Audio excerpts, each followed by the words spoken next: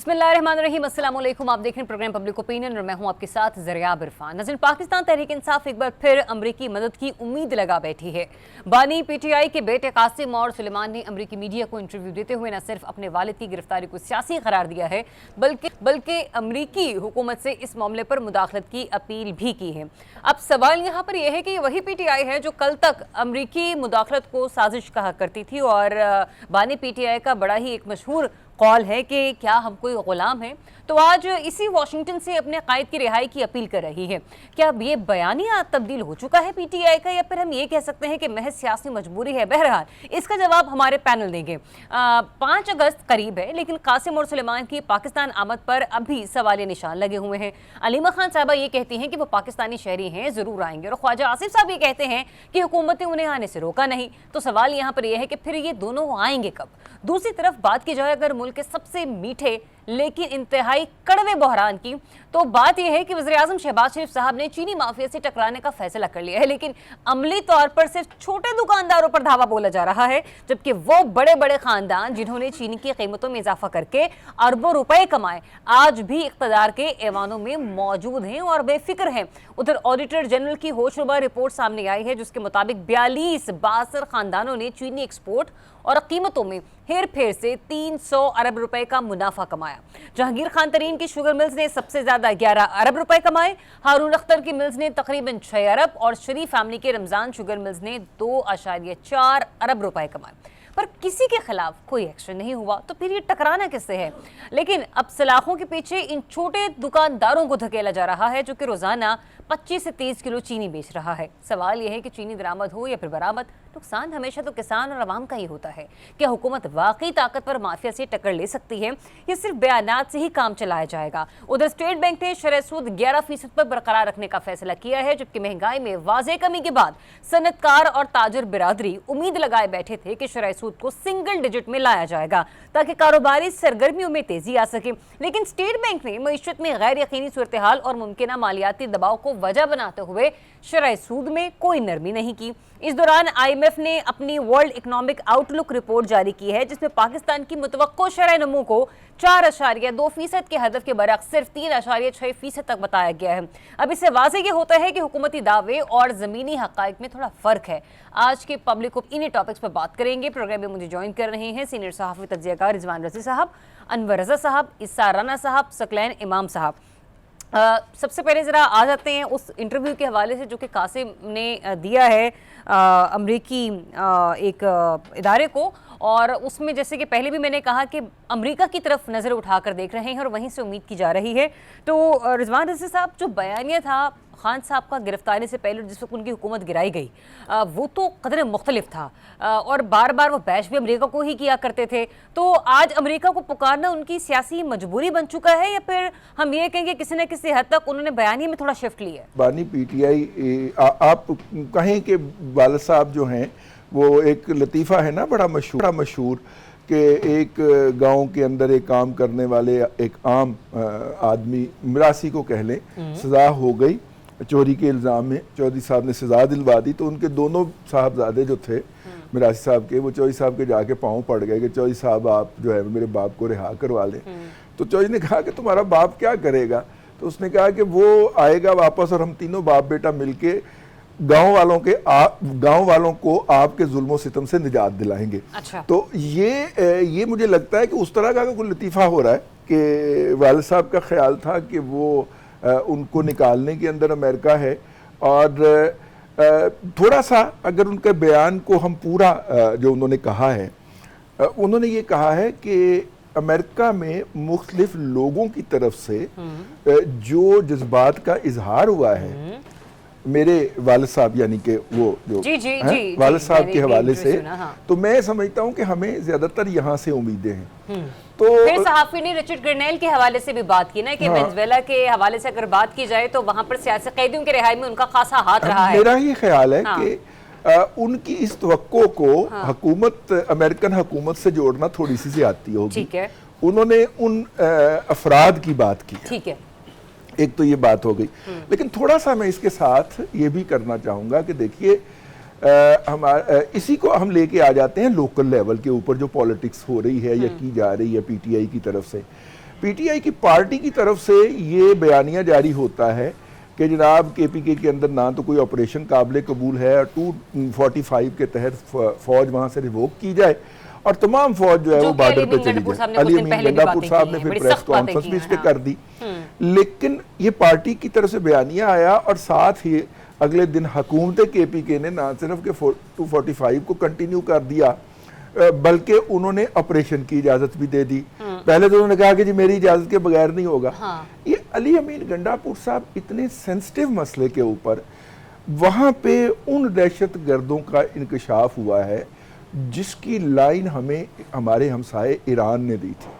اور یہ وہ خطرناک لوگ ہیں جو کہ ڈرون کے ذریعے اسلحہ جو تھا وہ افغانستان سے پاکستان اور منشیات جو تھی وہ افغانستان سے ایران سمگل کرتے ہوئے پائے جا رہے تھے. ایران نے جب اپنے لوگ گرفتار کیے تو انہوں نے بتایا کہ ہم تو پاکستان کے اندر اسی راستے سے اسلحہ بھی پہنچا رہے ہیں ڈرون کے ذریعے.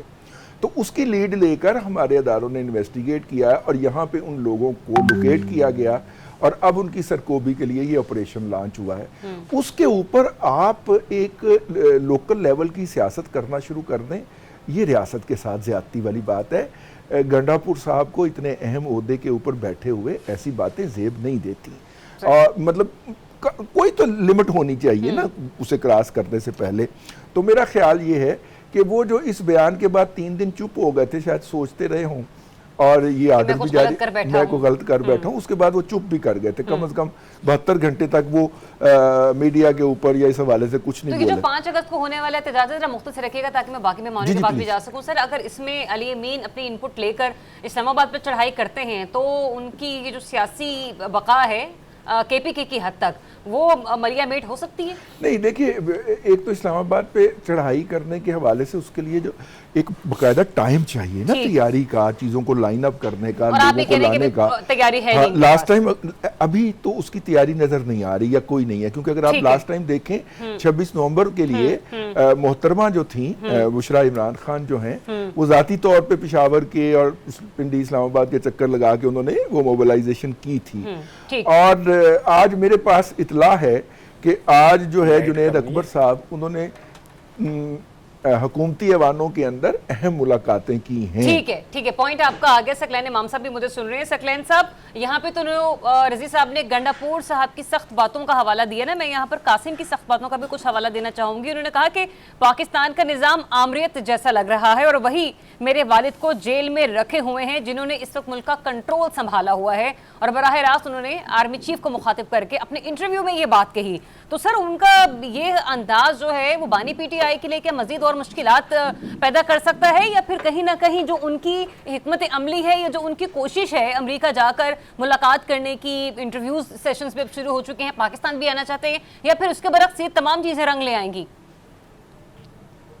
سلمان یا یہ قاسم جو بھی سلیمان اور قاسم جو عمران خان کے بیٹے ہیں جو کوششیں کر رہے ہیں, یہ میری نظر میں کوئی بہت بڑی کوئی اسٹریٹجی نہیں ہے.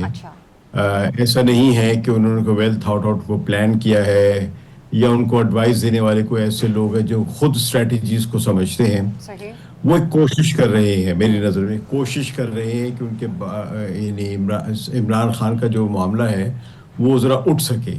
لیکن ان لوگوں کو جو سمجھنے کی ضرورت ہے, جو میں عرض کروں گا کہ جو وہ کر رہے ہیں عمران خان کی رہائی کے لیے, یہ کوئی نئی چیز نہیں ہے.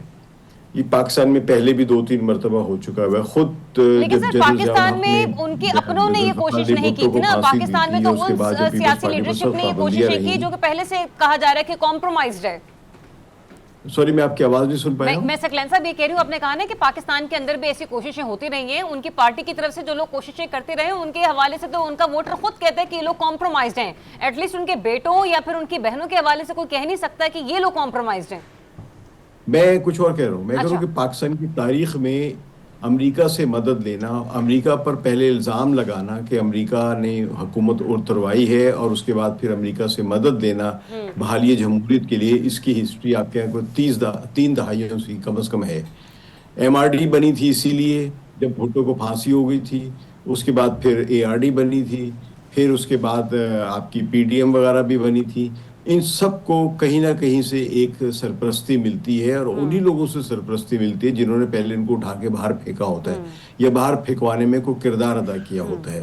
تو اس لیے یہ کوئی نئی چیز نہیں، کیونکہ ایک حقیقت ہمیں سمجھنی چاہیے کہ پاکستان میں جو پاکستان کی ریاست ہے وہ کئی حصوں میں بٹی ہوئی ہے، اور پاکستان کی ریاست کا جو استعمال خارجہ سطح پر جو ہوتا ہے وہ پاکستانی فوج کا ہوتا ہے، اور وہ امریکہ کو ہی ضرورت ہوتی ہے. ہم اگر پوری کولڈ وار کی جنگ سے لے کر اور آج تک دیکھیں، امریکہ کو جب بھی پاکستان کی ضرورت پڑی ہے تو پاکستانی فوج کے کردار کی ضرورت پڑی ہے، چاہے وہ سرد جنگ کا ہو، چاہے وہ افغانستان میں جہاد کے زمانے کا ہو، چاہے وہ وار آن ٹیرر ہو، اور چاہے وہ حالیہ دور میں جب افغانستان میں اور چین میں اور ایران میں کیسے معاملات ہیں، جو امریکہ جہاں پہ اپنا ایک کردار ادا کرنا چاہتا ہے تو اس کو یہاں پہ ایک لوکل سپورٹ چاہیے ہے. تو امریکہ کا ہمیشہ سے جو ایک تعلق رہا ہے پاکستانی ریاست کے ساتھ، وہ پاکستانی عوام کے ساتھ نہیں رہا ہے، وہ پاکستان کی فوج کے ساتھ رہا ہے. اور جب کہ فوج جو ہے وہ یہاں پر اس وقت خاموش رہتی جب یہاں کے سیاسی رہنما امریکہ کی لائن ٹو کرتے رہتے ہیں. جب بھی یہاں کا کوئی سیاسی رہنما امریکہ کی لائن ٹو نہیں کرتا تو امریکہ کی طرف سے فوج کو ایک ہلاشیری دی جاتی ہے، ایک اشارہ دیا جاتا ہے، اور فوج اس سیاسی حکومت کا تختہ الٹ دیتی ہے یا ان کو فارغ کر دیتی ہے. کبھی مارشل لا لگا کے، لیکن سکلین امام صاحب، جو حال ہی میں ہم نے پاکستانی فوج کے تعلقات میں باقاعدہ طور پر جو آرمی چیف صاحب کی ملاقات رہی ہے ڈونلڈ ٹرمپ صاحب سے، اس میں تو ایسا کوئی نہیں لگ رہا کہ کوئی کچھ فالٹ لائن موجود ہو یا وہ کوئی اور بیانیاں لے کر چل رہے ہوں. ایسی صورتحال میں قاسم اور سلیمان کی کوششیں لے لیں یا دیگر اور ممبران کی امریکہ سے امیدیں، آپ کو لگتا ہے یہ برآئیں گی؟ دیکھیے میں یہی عرض کر رہا ہوں کہ امریکہ کی اپنی اسٹریٹجک نیڈز جو فوج سے وابستہ ہے، یا ایسی سویلین حکومت سے جو امریکہ کی خدمات سر انجام دے سکے. تو جب سویلین حکومت ناکام ہوتی ہے، امریکہ کے مفادات پورے نہیں ہو پاتے ہیں، تو پھر وہ فوج سے رابطہ کرتے ہیں. اور اگر جب فوج بھی فرض کیجئے بعض اوقات نہیں کرتی ہے تو پھر وہ سویلین حکومت کی یا سویلین لیڈرشپ کی حمایت کرتے ہیں. یہ پاکستان کے اندر یہ کھیل بڑے عرصے سے کھیلا جا رہا ہے، اور یہی آج بھی کھیلا جا رہا ہے کہ امریکی محکمہ خارجہ جو ہے وہ اپنی مفادات میں دیکھ رہا ہے کہ اس وقت ان کو اگر فوج کی ضرورت ہے، فوج کے ذریعے انہوں کو کام لینا ہے تو وہ فوج کی مدد کریں گے، لیکن ساتھ ساتھ وہ سویلین جو لیڈرشپ ہے اس کو مکمل طور پہ فارغ بھی نہیں کریں گے. تو وہ ہمیشہ ایک دوہری قسم کے پیغامات دیتے رہیں گے، یا کہہ لیں کہ مختلف قسم کے سگنلز دونوں کو دیں گے کہ دونوں کے ساتھ ہے، لیکن جب ان کا مفاد جس کے ساتھ وابستہ ہوگا آخر میں آ کے وہ اس کی سپورٹ دیں گے. ٹھیک ہے سکلین صاحب، پوائنٹ آپ کا آگے، میں آپ ہی کے پوائنٹ سے ایک سوال نکالنا چاہ رہی ہوں، اس پہ مجھے ساران صاحب کا تبصرہ لینے دیجئے. اسرار صاحب، سکلین صاحب نے ایک فرمایا کہ فوج کے ساتھ بھی تعلقات رکھنا چاہتا ہے امریکہ اپنے مفادات کو دیکھتے ہوئے، اور بگاڑنا وہ سویلینز کے ساتھ بھی نہیں چاہتا.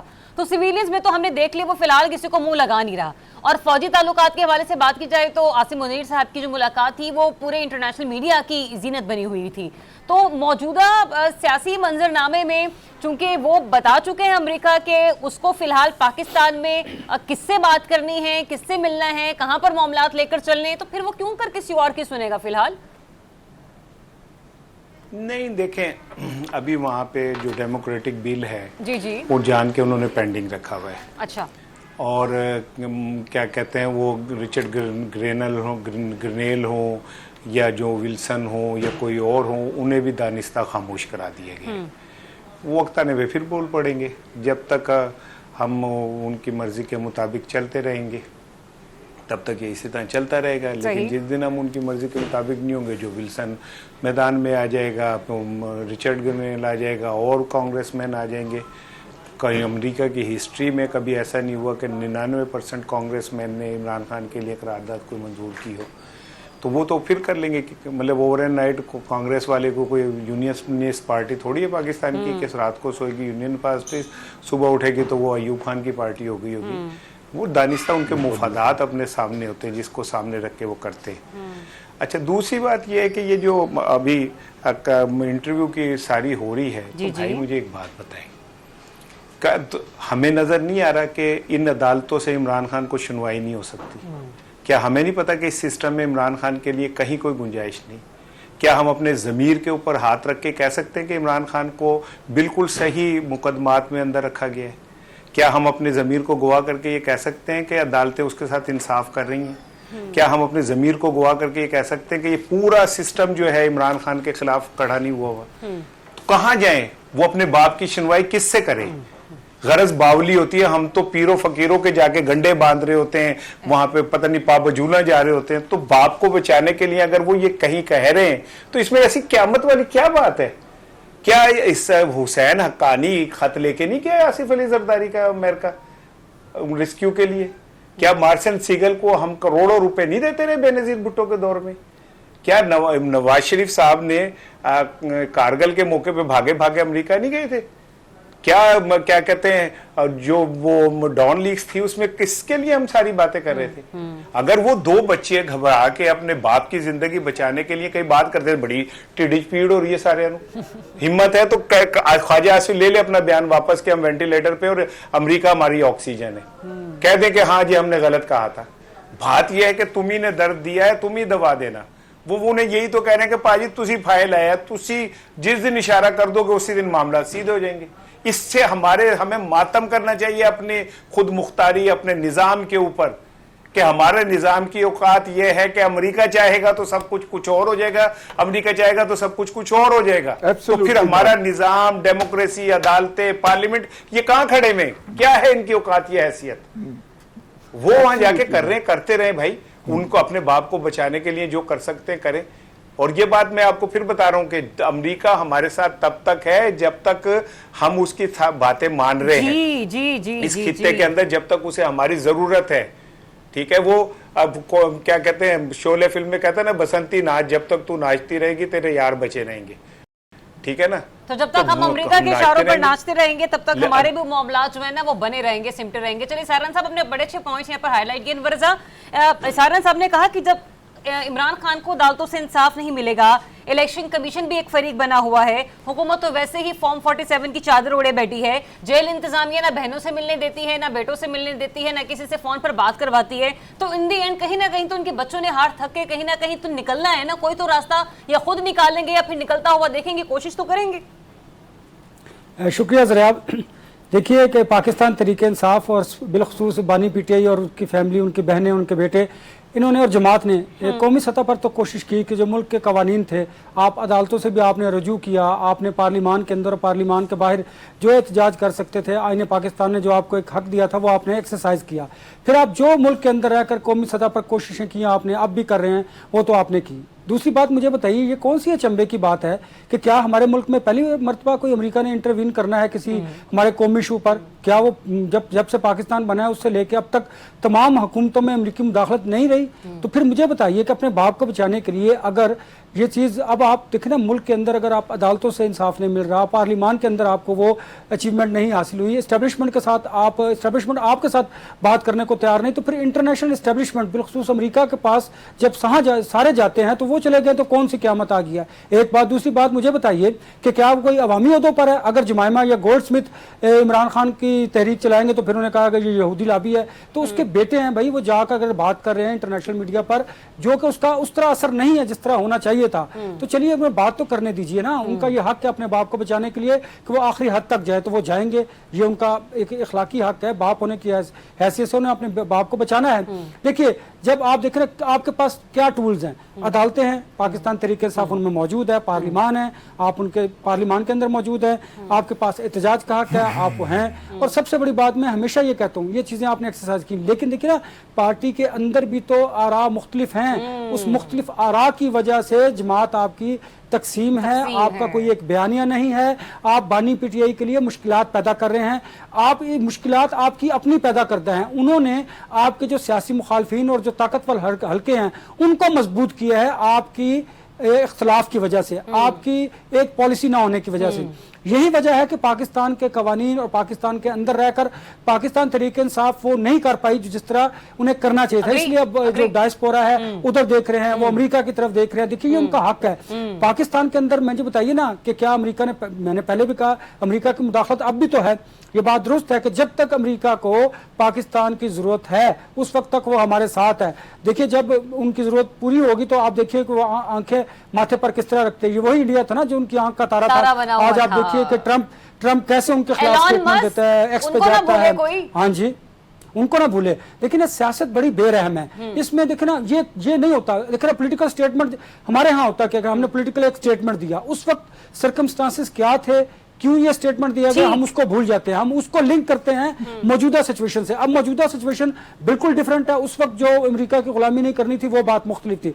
हमारे यहाँ सियासतदानों को भी सोच समझ कर ये बात करनी चाहिए, ताकि आने वाले दिनों में जब वो मुश्किलात में होते हैं तो फिर इस तरह के बयानात जो हैं वो उनके गले की हड्डी बन जाते हैं। ठीक है अनवर, आपकी सारी गुफ्तगू में एक बात हमने जस्ट की, वो ये कि अगर वाकई इस पार्टी के अंदर कोई पॉलिसी मौजूद होती, तंजीम साजी हुई होती और ये बिल्कुल मिनोवन जो इमरान खान साहब कहते रहे हैं उसके ऊपर अमल कर रहे होते, अपने एहतजाजी तहरीक को बिल्कुल उस तरह से लेकर चलते, तो शायद आज उनके बेटे कासिम और सुलेमान को ये हिम्मत ना जुटानी पड़ती, बार बार जो है वो अमेरिका जाना या कहीं और जाके मेल मुलाकातें करना, ये आज उनके बच्चे ना कर रहे होते। एक ब्रेक लेते हैं, ब्रेक के बाद आपको फिर से ज्वाइन करेंगे, स्टे ट्यून्ड।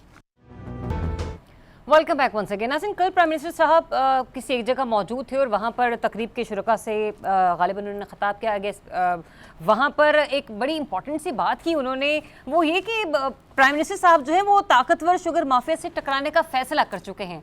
अब आज जब मैं खबरें सुन रही थी, हेडलाइंस भी देख रही थी, अखबार भी खोलकर पढ़ा, तो पता चला कि इतने बड़े डॉन्स के अगेंस्ट उन्होंने अपनी क्या कहते हैं कमेटियों को लगा दिया पीछे कि जो 25-25, 35-35, 33 किलो की चीनी की बोरियां लाते हैं, अपने स्टोर्स पर रखते हैं और फिर किलो 2-2 किलो करके भेजते हैं, बेचा करते हैं। तो गालिबन शायद यही वो ताकतवर माफिया होगा कि जिसके हवाले से हमारे मासूम से प्राइम मिनिस्टर साहब बात कर रहे थे। लेकिन अगर मैं आपको वो लिस्ट दिखाऊं या उसके बारे में थोड़ा सा बात करने की कोशिश करूं जो कि ऑडिटर जनरल साहब ने पेश की है, सॉरी ऑडिटर जनरल की रिपोर्ट आई है पब्लिक अकाउंट्स कमेटी में, उनकी इंकशाफात ये है कि JWD ने 11 अरब रुपए कमाए और हमजा शुगर मिल्स ने 15 अरब रुपए कमाए, जबकि रमजान शुगर मिल्स जो है वो उसने 2 अरब रुपए कमाए। खैर हमजा शुगर मिल्स जो है वो 5 अरब रुपए कमा चुकी है। ये जो है ये इंपोर्ट और एक्सपोर्ट की सारी जो कलेक्शन है ना, उसके अंदर ये इंकशाफात सामने आए हैं। अब सवाल यहाँ पर ये पैदा होता है कि क्या वाकई इन्हीं ताकतवर क्या कहते हैं स्टोर कीपर्स या फिर स्टोर सेलर्स के लिए ताकतवरों के खिलाफ फैसले की बात की थी प्राइम मिनिस्टर साहब ने, या फिर जिनके खिलाफ क्रैकडाउन करना है वो उनको नजर नहीं आते। सारा ना साहब मुझे ये बताएगा, हमारे असल माफिया यही है जो अगर आप भी निकले किसी गली मोहल्लों में तो छोटी छोटी दुकानें, छोटे छोटे से खोखे हमें कोनों पे नजर आते हैं? आप तो बहुत भोली हैं, बहुत मासूम हैं, मुझे तो आपकी सादगी पे हंसी आ रही है। नहीं मुझे तो पीएम साहब की सादगी और मासूमियत पर हंसी आती है सर। नहीं, आप शहबाज शरीफ साहब के एक जुमले के ऊपर बात कर रही हैं। आपको समझ नहीं आ रही कि शहबाज शरीफ साहब को डायलॉग बोलने की आदत है, उन्हें इससे मतलब नहीं होता कि इस बात का क्या मतलब है।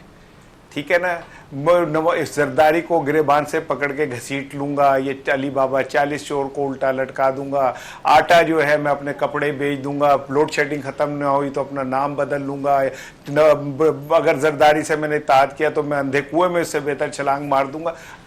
मैं तो हैरान हूं, आप एक ऐसे मतलब आदमी की बातों को सीरियस ले रहे हैं कि उन्होंने ऐलान कर दिया जिसकी अपनी 4 मिले। ये कैसा मुल्क है जिसके अंदर मुल्क के सरबराह मुमलिकत जनाब आसिफ अली जरदारी की सबसे ज्यादा मिले हों? ये कैसा मुल्क है जिसमें पाकिस्तान के सबसे बड़े रूलर खानदान की सबसे ज्यादा मिले हों? ये कुछ हमें कैसे समझ नहीं आ रही इस बात की कि हमने अपने ऊपर कातिल बिठा दिए और फिर हम उनसे ही कह रहे हैं कि जी हमारी जान बख्शी कर दो। कैसे मुमकिन है कि जो लोग जिनकी कॉन्फ्लिक्ट ऑफ इंटरेस्ट और किसे कहते हैं, लेकिन मुझे दुख है इस बात का, मुझे मेरा इतना दिल दुखी है कि मुझे कहने में भी कोई हर्ज नहीं, चाहे कुछ भी इसका नतीजा निकले कि क्या इमरान खान को इसलिए हटवाया गया कि ऊपर आके ऐसे लोग बैठ जाएं जो पाकिस्तान को लूटते रहे और हमारे जख्मों पर नमक फेरने के लिए ऐसे जुमले बोलते रहे, मैं टकरा जाऊंगा, मैं ये कर दूंगा। नहीं, जैसे ये लोग पहले उस इमरान खान की गवर्नमेंट में नहीं थे, मैं इसलिए मुस्कुराया हूं। भाई ये किस गवर्नमेंट में नहीं थे, ये तो मार्शल गवर्नमेंट में होते हैं।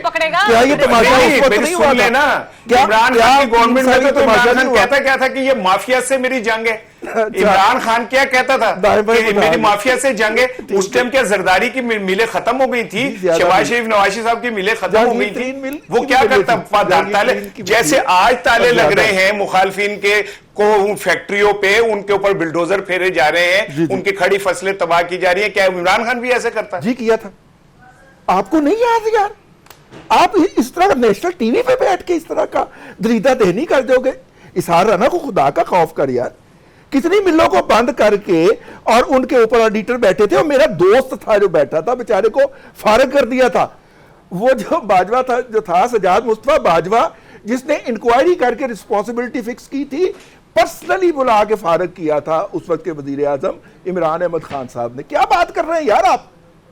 ویسے آپ کنٹینیو کریں. تو وہ انہوں نے میری جو 4 ارب ارب روپے کا انہوں نے سبسڈی لی تھی, وہ عمران خان کے دور میں ہی عمران خان نے ہی وہ پبلش کروائی تھی. انور صاحب, چونکہ آپ نے ساری بات سنی بھی, اور ظاہر سی بات ہے لوکل پالیٹکس, کیونکہ آپ پاکستان میں موجود بھی ہیں, ثقلین صاحب تو پھر بڑے دور بیٹھے ہیں, شاید وہاں پر چینی کے دام اوپر نیچے ہوں گے, یا لوگ وہاں پر سٹیویا یا کوئی کینڈل یوز کر رہے ہوں گے. یہاں تو غریب سے لوگ ہیں سر. صبح کا آغاز جو ہے وہ چائے سے ہوتا ہے, جس میں دودھ کم پانی زیادہ ہوتا ہے, اور مٹھاس کے لیے چینی ڈال دی جاتی ہے.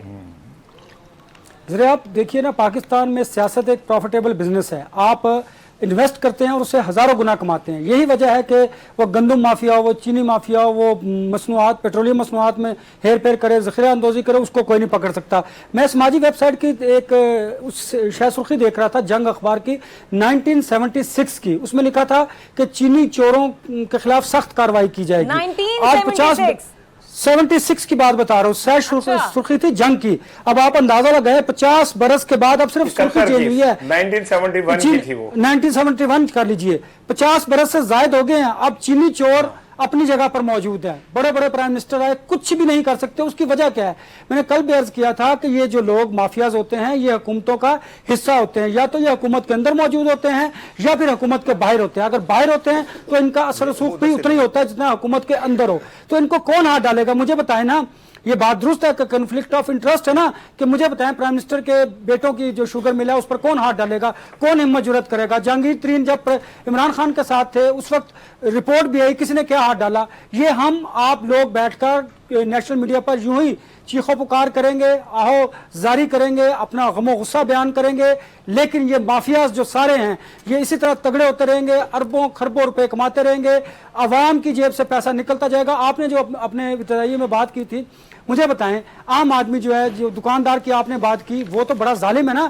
وہ بیچارہ 10 روپے 20 روپے اگر اضافی لے لیتا ہے تو وہ تو پکڑا جائے گا. ان لوگوں کو جو اربوں خربوں روپے کما رہے ہیں پاکستان بننے سے لے کے اب تک, ان پر کس نے ہاتھ ڈالا ہے؟ ان پر کوئی ہاتھ نہیں ڈال سکتا. یہ حکومتیں بناتے ہیں, حکومتیں گراتے ہیں, حکومتوں میں انویسٹ کرتے ہیں, اس کی وجہ سے سیاست چلتی ہے. یہی وجہ ہے کہ یہ کمپرومائزڈ ہیں پولیٹیشین تمام اکراس دی بورڈ سیاسی جماعتیں. یہی وجہ ہے پھر طاقتور حلقے ان کی گردن پر پاؤں رکھتے ہیں اور وہ جو چاہتے ہیں وہ کرواتے ہیں. لہٰذا انہیں اپنا ہاؤس ان آرڈر کرنا ہوگا. کیسے کر سکیں گے جو کہ سارے کرپٹ مافیاز جو ہیں وہ حکومتوں کے اندر موجود ہیں؟ ہم آپ بیٹھ کر یہاں پر صرف چیخو پکار کر سکتے ہیں. مجھے نہیں لگتا کہ اس ملک میں اس طرح کے لوگوں پر کوئی ہاتھ ڈال سکتا ہے. قانون تو آپ کے اور میرے لیے نا, عام آدمی کے لیے, طاقتور کے لیے تو قانون ہی نہیں ہے. تو پھر جب قانون کا غیر قانونی استعمال ہوتا ہے, وہ جب پھر آپ دیکھیں نا قانون غریب کے لیے اور امیر کے لیے, اور جب انصاف نہیں ہوگا تو پھر اس ملک میں یہی حالات ہوں گے. ہم اور آپ بیٹھ کر اسی پر ڈیبیٹ کر رہے روتے رہیں گے. ثقلین امام صاحب, آپ اپنے گفتگو بھی سن لی, آپ کو معلوم ہو چکا ہوگا ہم لوگ بات یہاں پہ کیا کر رہے تھے. سر, یہ جو طاقتوروں کے خلاف کریک ڈاؤن ہونا ہے, پھر کیوں نہ پی ایم صاحب اپنے گھر سے ہی آغاز کر لیں. جو شریف فیملی کی رمضان شوگر ملز ہے 2 ارب 41 کروڑ تو اس نے بھی کمائے. میں ایک ذرا سے مختلف بات کرنا چاہوں گا کہ ہماری ساری گفتگو چل رہی ہے وہ, ایک تو آپ نے جیسا کہ تھوڑا سا میں نے سنا تھا آپ کی باتوں میں بھی کہ دکانداروں کے خلاف انہوں نے کارروائی شروع کر دی اور ان کو شوگر مافیا قرار دیا ہے.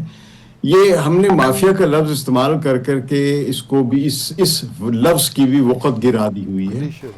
ہمیں بنیادی طور پہ پرانے جو سیاسی اور سماجی نظریات ہیں ان کو دیکھنے کی ضرورت ہے. اس وقت تک یہ شوگر کا مسئلہ یا یہ آٹے کا مسئلہ یا یہ چاول کا مسئلہ اس قسم کا یہ ختم نہیں ہوگا. پاکستان ایک زرعی ملک ہے اور زرعی ملک میں اصل طاقتور طبقہ جاگیردار ہوتے ہیں, اور جاگیرداروں نے agro based industry sugar mill کی صورت میں یا رائس ہسکنگ کی صورت میں یا فلور ملز کی صورت میں شروع کی ہوئی ہے. اور ان تمام جو اداروں نے یہ سب چیزیں جو بنائی ہے, اس میں انہوں نے یہ اس قسم کی جو انڈسٹریز لگائی ہیں, اس انڈسٹری کو شروع سے ہی سبسڈائز لونز ملے ہیں. انہوں نے بڑی بڑی دھاندلیاں کی ہیں, استعمال شدہ پلانٹس منگوا لیے میکسیکو سے یا لیٹن امریکن کنٹریز سے, اور ان کو نیا دکھا کے اس پر انہوں نے اوور انوائسنگ کر کے وہاں بھی پیسے باہر لگائے ہیں, اور 3% انٹرسٹ ریٹ پہ ان لوگوں کو لون ملے ہیں, اور بہت زیادہ ملے تو کبھی 7%, جبکہ کسی اور انڈسٹری کو اس طرح کے لون نہیں ملے. تو یہ پورا سلسلہ چلتا رہا ہے ایک لوٹ مار کر. نتیجہ یہ ہوا کہ یہی جاگیردار جو کمزور ہو رہا تھا اپنی ایگری پروڈکٹس کے میں پروفٹ کم ہونے کی وجہ سے, وہ سب کے سب ایگرو بیس انڈسٹری کی وجہ سے اور زیادہ طاقتور ہو گئے ہیں. ایک یہ چیز ہے. دوسری یہ ہے کہ ہم جتنی بھی گفتگو کر رہے ہیں یا تو ان شوگر مل کے مالکان کے گھپلے کی بات کر رہے ہیں یا ایکسپورٹ کا ایشو کر رہے ہیں, ہم اس میں اس کسان کا ذکر نہیں کر رہے ہیں جو گنا اگا رہا ہے. اگر گنا اگا بھی رہا ہے تو جو بڑے جاگیردار ہیں ان کا, اور ان کی جو فصل ہے وہ بکنے کے لیے تیار ہوتی ہے.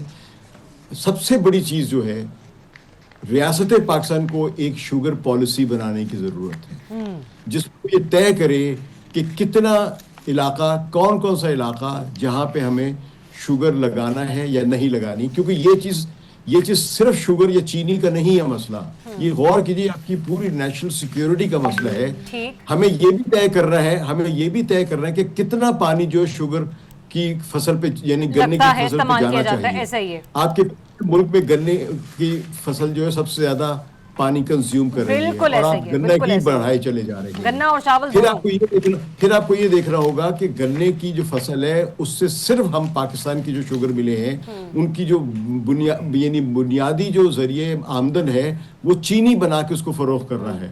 جبکہ ساری دنیا کے دوسرے علاقوں میں جہاں پہ شوگر ملز لگی ہوئے ہیں وہاں پہ چینی جو ہے وہ بائی پروڈکٹ ہے, یعنی وہ اس کا مین سیلیبل کموڈٹی نہیں ہے, بلکہ وہاں پہ اس کے پھوک سے وہ چیزیں بنا رہے ہیں, اس کے اندر سے وہ اسپرٹ نکال رہے ہیں, اس کے اندر سے شراب بھی نکال رہے ہیں, اس کے اندر سے کیمیکلز بھی نکال رہے ہیں, اس کے اندر سے بے انتہا. تو ان سے اتنا پروفٹ ان کا بن جاتا ہے کہ شوگر ان کا بکے بھی نہ, وہ سڑکوں پہ پھینک دیں, دریا میں برد بھی کر دیں تو تب ان کی پروفٹس میں کمی نہیں ہوگی. ٹھیک ہے سکلین صاحب, پوائنٹ آپ کا آ گیا. مجھے اس سیگمنٹ کو آگے کنٹینیو بھی کرنا ہے. میں رضی صاحب سے بھی ان کی ٹیک لے لوں کوئکلی. رضی صاحب, یہ جو باتیں سکلین صاحب نے کی یقینی طور پر اس آفس سے درست ہے. ایک تو یہ کہ ہمیں پالیسی میکنگ کی طرف بڑھنا ہوگا فصلوں کے حوالے سے, لیکن دوسرا یہ, میں پھر اپنے ابتدائی سوال کی طرف ہی آؤں گی کہ جس مافیا کے خلاف آپریشن کرنا ہے یا کریک ڈاؤن کرنا ہے اس میں کیا جہانگیر ترین, ہارون اختر, رمضان شوگر ملز اور اس کے علاوہ دیگر وہ جو 42 لوگوں کی فہرست ہے, کیا کیبنٹ نے رپورٹ نہیں دی ہوگی پی ایم صاحب کو؟ میں اسی پہ ہی بات کرنا چاہ رہا تھا. دیکھیے پہلے کمیٹی بنی ڈاکٹر مصدق ملک صاحب کی سربراہی میں, اور جنہوں نے کہا کہ چینی ایکسپورٹ کرنے کی قطعاً ضرورت نہیں. پھر مصدق ملک صاحب کو ہٹا دیا گیا اور ان کی جگہ پہ تنویر احمد خان صاحب جو ہیں جو کہ منسٹر ہیں ان کو لایا گیا. تنویر صاحب کی شوگر مل تو نہیں ہے, ان کی تو تیل والی مل ہے, سالونٹ ایکسٹریکشن ہے, لیکن انہوں نے یہ شوگر ایکسپورٹ کرنے کی اجازت دی اور آج بھی اس کا دفاع کر رہے ہیں کہ اگر چینی زیادہ بن جائے تو پھر ایکسپورٹ کیوں نہ کی جائے. تو بھائی جان جتنی ایکسپورٹ کی بات ہوئی تھی اس کی بات کی جائے نا. آپ نے یہ شوگر ملوں کا نام لیا کہ اس نے اتنے ارب روپے کمائے, نہیں, اتنے ارب کی انہوں نے ایکسپورٹ کی ہے, پروفٹ ان کا مارجن کم ہوگا ڈیفینیٹلی. اب آ جائیے اس بات کے اوپر, یہ جو ہے جب ایوب خان کے میرے بھائی جو ہیں 71 تک گئے ہیں, میں اس سے پیچھے جانا چاہ رہا ہوں. ایوب خان صاحب تک کو جب نکالنا تھا تو اس وقت بھی چینی مہنگی ہوئی تھی, اگر آپ کو یاد ہو. بھٹو صاحب نے اسی کی بنیاد کے اوپر ایوب خان کے خلاف جو تھی کیمپین لیڈ کی تھی, اگر آپ کو یاد ہو. وہ ان کی کابینہ چھوڑ کے نکل آئے تھے. چینی اس وقت بھی چینی مہنگی ہونے کا بحران تھا. ایک بات ہے کہ قیام پاکستان کے وقت 3 شوگر ملیں تھیں, 1968 میں یہ 8 ہو چکی تھیں, لیکن 82 سے لے کے 88 تک جو ہے ان کی تعداد پورے پاکستان میں 84 کے قریب ہو چکی تھی, جن میں سے آج 82 آپریشنل ہیں, اور ظاہر ان کی کیپیسٹی بھی بہت زیادہ ہوئی ہوگی. اب جو نئی کمیٹی بنی ہے وہ اویس لغاری صاحب کی صدارت میں بنی ہے, اور کہا کہ اس لیے بنائی گئی کہ ان کی چونکہ کوئی شوگر مل نہیں ہے تو لہٰذا یہ نیوٹرل رہیں گے. تو اگر تنویر احمد خان صاحب نیوٹرل نہیں رہ سکے تو اویس لغاری صاحب کیسے رہیں گے؟ نمبر 1 بات. نمبر 2 بات, ہم یہ بات کیوں نہیں کرتے کہ جنہوں نے یہ لکھ کے دیا تھا کہ پاکستان کے اندر چینی کی قیمت 143 روپے سے ایکس شوگر مل اور 152 روپے سے یا 50 روپے سے ریٹیل سے اوپر نہیں جائے گی, اس لیے ہمیں ایکسپورٹ کرنے کی اجازت دی جائے, ہم ان کا ذکر کیوں نہیں کرتے؟ آپ کہہ رہے ہیں کہ ہم اس کا ذکر کیوں نہیں کر رہے. سوال یہ ہے کہ چلے ہم جس کا ذکر کر بھی رہے ہیں سر, کریک ڈاؤن تو ان کی اگینسٹ بھی نہیں ہو رہا, جس کا ذکر آپ کر لیں آپ گارنٹی لیتے ہیں کریک ڈاؤن تو ان کے اگینسٹ, میں تو یہ کہہ رہا ہوں کریک ڈاؤن تو بیچارے دکاندار کے اگینسٹ ہو رہا ہے. کریک ڈاؤن تو اسار رانا کے اگینسٹ یا میرے اگینسٹ ہونا ہے کہ ہم شوگر کیوں زیادہ کھاتے ہیں. ہمیں ڈرایا جائے گا کہ آپ کو چینی کھانے سے شوگر ہو جائے گی, آپ چینی کھانا بند کر دیں. پاکستان کے اندر میجر انرجی ریسورسز عام آدمی کے لیے, سر اگر حکومت نے یہی جس کی توجہ دینی ہے نا کہ عوام چینی کھانا کم کر دے, تو ان لوگوں سے ہماری گزارش یہ ہے کہ چینی بنانا کم کر دیں. کہ یہ جو ہے یہ آگے سے جواز دے دیا جائے گا. لیکن جو مجھے اگلا خوفناک چیز نظر آ رہی ہے, آپ یہ دیکھیے 30% ہماری اس دفعہ جو انڈر کلٹیویشن ایریا ہے کپاس کا, جو کہ ہمارا میجر ایکسپورٹ کا سورس ہے, وہ کم ہوا ہے. کپاس ہماری کم ہوئی ہے اور وہ ایریا گنا لے گیا. اگر ہم نے یہ لیزی مین کراپ جو ہے گنا, اس کی اب اس کمیٹی کو مینڈیٹ دیا گیا ہے کہ وہ نئی شوگر ملوں کے لیے بھی لائسنس جاری کر سکتا ہے. اس کا مطلب ہے کہ ہم مزید گنا اگانے کی طرف جا رہے ہیں, گندم کے لیے, چاول کے لیے اور باقی کراپ کے لیے, کپاس کے لیے کوئی ایریا نہیں بچے گا. ہم اپنی معیشت کے ساتھ کرنا کیا چاہ رہے ہیں. اور بڑی افسوس کی بات ہے کہ جو ہمارے کسان اتحاد کے سربراہ وہ بھی یہی بات کر کے گئے تھے, کیونکہ اسکینڈل کو بھی ہم نے آپ کے ساتھ ذکر کیا تھا, تو وہ بھی یہ کہتے ہیں پھر زیادہ سے زیادہ کیا ہوگا, کسان کسی اور فصل کی طرف جو ہے نا وہ شفٹ کر لے گا. ایک بریک لیتے ہیں, بریک کے بعد آپ کو پھر سے جوائن کریں گے. Stay tuned. جی ویلکم بیک ونس اگین. ناظرین, پروگرام میں ہم لوگ یاد آپ کو پہلے سیگمنٹ میں ڈسکس کر رہے تھے اور انور رضا صاحب نے بھی صرف توجہ دلانے کی کوشش کی تھی, اور ہمارے اسار رانا صاحب بھی یہ بات کر رہے تھے کہ ٹرمپ والے معاملے کو ذرا پاکستان کو بھی سوچ سمجھ کر دیکھنا ہوگا. اور وہ اس لیے کیونکہ معلوم نہیں کہ کب ٹرمپ صاحب کے لیے ان کا کون فیوریٹ ہو جائے اور کون ان کی فیوریٹ لسٹ سے یا گڈ بک سے باہر نکل جائے. تو کچھ ایسی ہی صورتحال ڈیولپ ہو رہی ہے نریندر مودی کے بعد. ظاہر سی بات ہے ٹرمپ کی بھی یہ کوشش ہوگی کہ اپنے دوستوں کو یا اپنے اتحادیوں کو وہ چن کے رکھے. بھئی جس کا پلڑا بھاری ہوگا یا جس کا قد کاٹ تھوڑا اونچا ہوگا یا جس کی فورن پالیسی اچھی ہوگی, اس کے ساتھ ہی وہ میل ملاپ کو ذرا بہتر طریقے سے لے کر چلے گا. ابھی ریسنٹلی ایک اپڈیٹ سامنے آئی کہ ٹرمپ نے بھارت کی تمام مصنوعات پر 25% ٹیرف لگانے کا اعلان کر دیا ہے, اور 1 اگست سے اس کا جو ہے وہ امپلیمنٹیشن اس کی ہو جائے گی, اطلاق ہو جائے گا.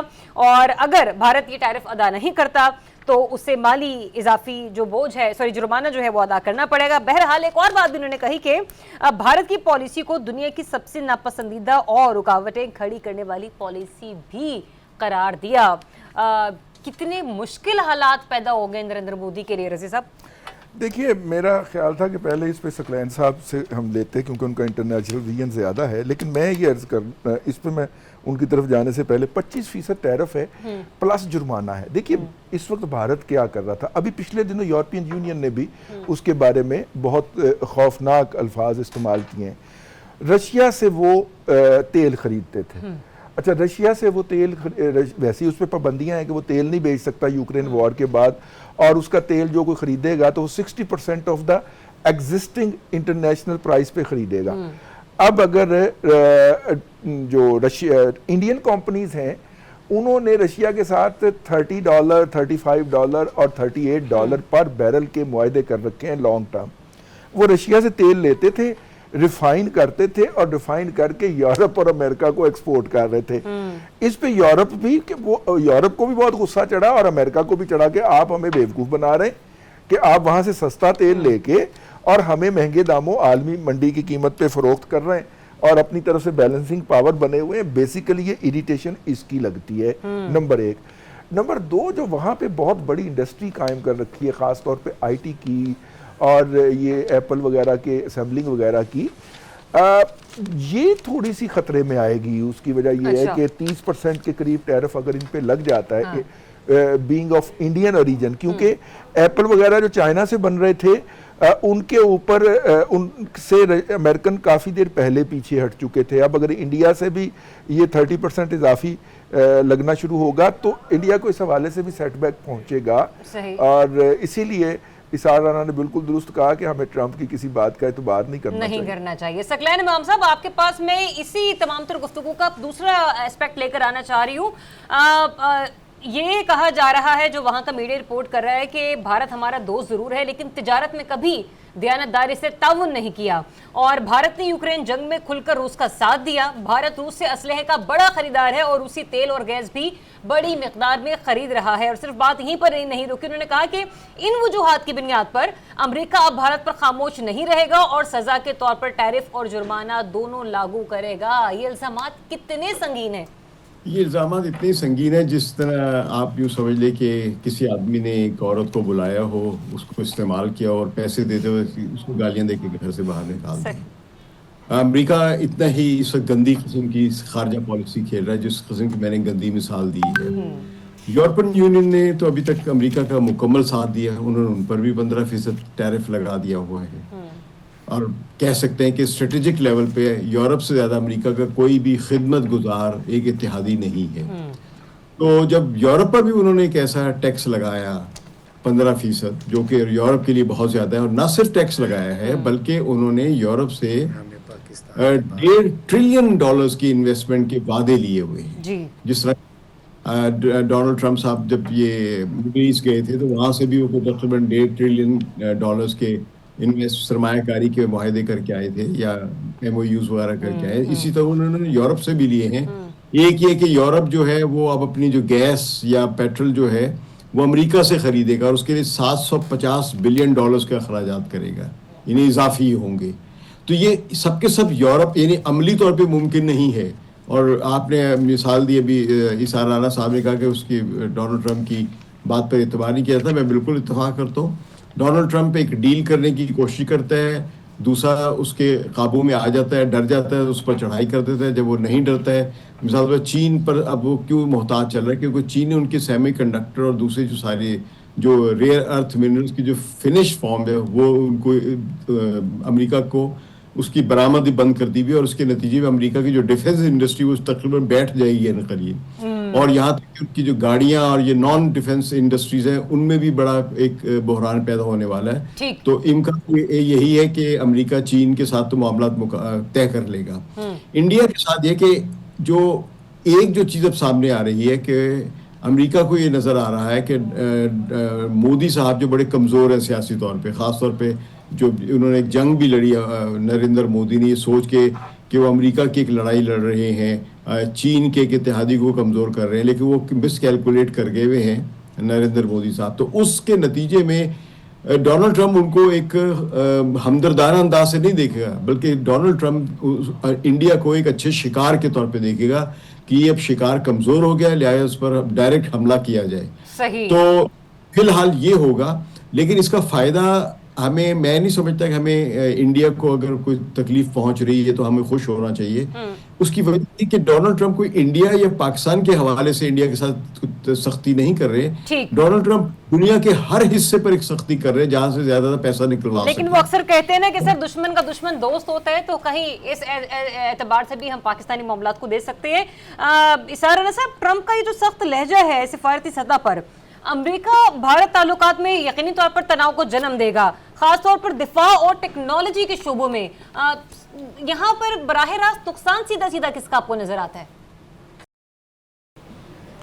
جب میں جو بات کہنے لگا ہوں وہ ثقلین صاحب بھی ہیں، انور رضا بھی ہے، اور میرے بھائی موجود رضی صاحب، بڑا بھائی کہتا ہوں انہیں، اور ہم آخر میں ایک پیج پہ بھی آ جاتے ہیں دونوں لڑا کے نا، تو ہمارے اندر کھاتے آپ دونوں پبلک اوپینین کی ٹوٹ بٹوٹ ہیں عیسیٰ رانا صاحب۔ نہیں شکر ہے ہم آپ کے پبلک اوپینین کے نا ہم کرن ارجن ہیں۔ تو اچھا بات یہ ہے، یہ بات میں ذرا بڑی کہنے لگا ہوں، اور یہ یاد رکھیے گا کہ ٹرمپ امریکہ کا گورباچوف ثابت ہوگا۔ جو گورباچوف نے اس روس کے ساتھ کیا، ٹرمپ امریکہ کے ساتھ وہی کرنے جا رہا ہے۔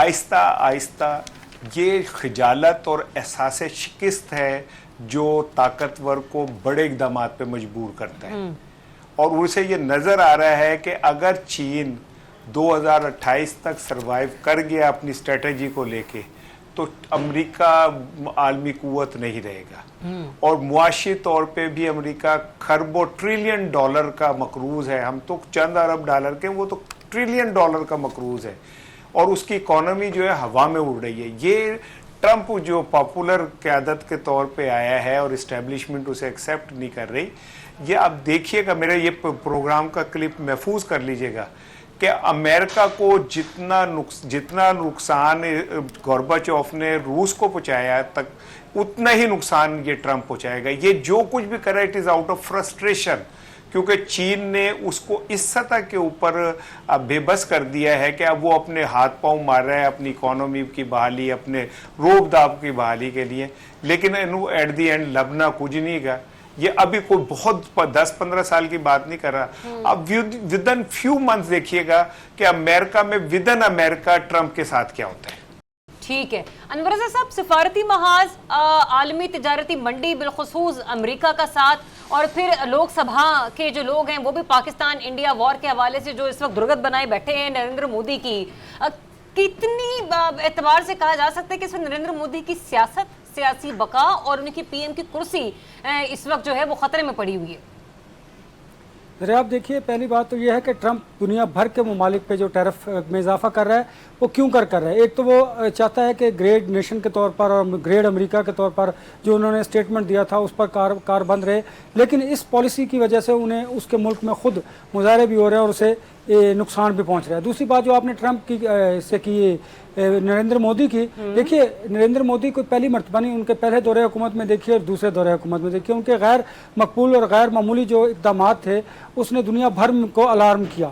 آپ دیکھیں کہ جو انہوں نے مقبوضہ کشمیر میں کیا, پھر اب جو پاکستان نے جنگ جیتی, دیکھیے ایک وقت ہوتا ہے, آپ کی غیر جو معمولی پالیسیز ہوتی ہیں وہ کبھی نہ کبھی آپ کو پے کرنی پڑتی ہیں. مودی کو بھارت کے اندر سے اور اب سفارتی سطح پر بھی ایک ہزیمت کا سامنا کرنا پڑ رہا ہے, کیونکہ وہ ہر بات پر جھوٹ اور بے بنیاد پراپیگنڈا پاکستان کے خلاف کیا کرتا تھا, دنیا سے جھوٹ بولتا تھا. اب دنیا سمجھ رہی ہے, گلوبل ورلڈ تبدیل ہو رہا ہے, جو ہم طاقت کا مرکز ہے وہ اب شفٹ ہو رہا ہے, بدل رہا ہے, اسی وجہ جی بدل رہا ہے. اسی وجہ سے دیکھیں نا کہ اب ہر ملک کے اندر آپ دیکھیں نا, ہم نے سچ کا ساتھ دیا, ہمارا میڈیا بولتا رہا, اس کے مقابلے میں گودی میڈیا کو دیکھ لیجئے, پھر رافیل کی بات دیکھ لیجئے, پھر تجارت کی بات دیکھ لیجئے. تو لہٰذا اس ساری سچویشن کو اگر آپ دیکھیں اور غور کریں تو مودی اب جو ہے وہ بالکل, مودی کو اندر سے بھی, ملک کے اندر سے بھی اور باہر سے بھی اس کو جو حق سچ کی آوازیں اٹھ رہی ہیں اس سے اسے ڈیفینیٹلی نقصان پہنچے گا. جب اسے نقصان پہنچنے لگتا ہے تو پھر وہ اس طرح کے پیلگام واقعہ کر دیتا ہے تاکہ پاکستان کو بلیم گیم کر کے وہ اپنی سیاسی کھوئی ہوئی ساکھ کو دوبارہ بحال کر سکے, گو کہ وہ نہیں کر سکتا. اور ایک اور بات جو وہ لاسٹ کامنٹ میرا جو اسحاق رانا صاحب نے کہا تھا, اگر کیونکہ گورباچوف کی آپ نے بات کی وہ تو قصہ پارینہ ہو گیا, اگر آپ ٹرمپ کو علی امین گنڈا پور سے جوڑ دیتے تو زیادہ بہتر ہوتا, کیونکہ وہ بھی وہی کر رہے ہیں جو ٹرمپ کر رہے ہیں. یہ جو لاسٹ میں آپ نے شغل لگایا نا انور رضا کے پروگرام کے بعد بھی ہمیں یاد رہے گا, اور آئی ہوپ کہ ویورز کو زیادہ اچھے طریقے سے سمجھ آئی ہوگی. اجازت دیجیے, اپنا بہت سا خیال رکھیں, اللہ حافظ.